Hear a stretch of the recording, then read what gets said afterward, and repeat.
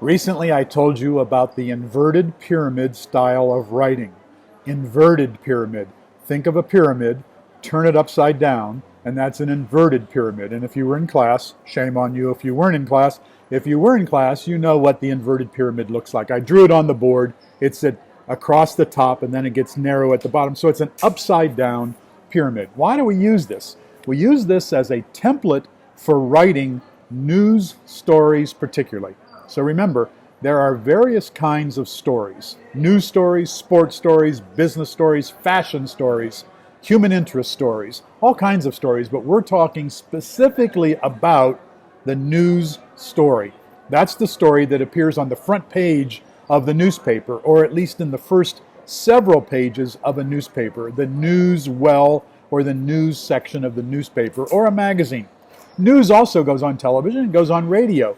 And we can use the same inverted pyramid style of writing in any kind of media where we're reporting news and where it's important to tell the most important information first. So in the inverted pyramid, and if you kind of keep that in your mind, the widest part of the inverted pyramid is at the top. In a regular pyramid, the widest part, of course, is on the ground. But you've turned the pyramid upside down, and the widest part, the broadest part, is across the top of that inverted pyramid. And that's where you use the most important information. And then as you write, you move down the pyramid. The pyramid gets narrower as you continue to write your article. The longer the article gets, it goes down the pyramid, but the value of the information should be of less interest or of less importance. Most important information goes into what you might remember we call the lead, L-E-A-D, or it's commonly spelled L-E-E-D or L-E-D-E, the lead, meaning the opening paragraph, or it could even be the opening couple of paragraphs is a lead in an article. But for our purposes right now, to keep it simple, the lead is going to be your first sentence or two, your first paragraph. And that lead goes at the top of the inverted pyramid, and it includes the most important information about the story. Next paragraph will be the next most important information. Next paragraph will be the next most important information. So as you go down the pyramid, the information becomes of less importance to the reader.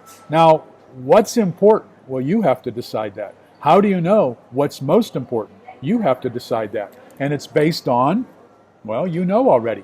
News values, we've reviewed these, and it's based on the information that you collect. So first of all, you got to decide, is this a story? Well, how do you know if something is a story? Well, if you live in Kuwait, what starts with a P, and it's a news value that describes the locality of Kuwait. Proximity. I knew you knew that. And if it's something that happened outside of Kuwait, then it doesn't have proximity to Kuwait unless possibly it involved a Kuwaiti, or it involves someone who lives in Kuwait or is prominent in Kuwait, or something relative to Kuwait that would have what to Kuwait? If it didn't happen in Kuwait, it could still be important to Kuwait if it has what? Another news value. Yes, impact or consequence. Maybe it happened in the United Nations, or maybe it happened in London. Maybe a decision that was made in a court outside of the country, but it has some impact in Kuwait.